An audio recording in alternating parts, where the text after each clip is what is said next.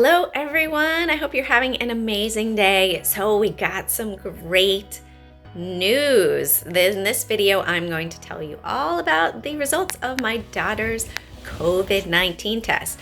If you are new to my channel, please go ahead, like and subscribe and turn on those notifications. So we definitely went through some stress this week in the fact that the school notified us that one of her classmates that she plays with in the afternoon program was COVID positive. And so we had to go and get her tested.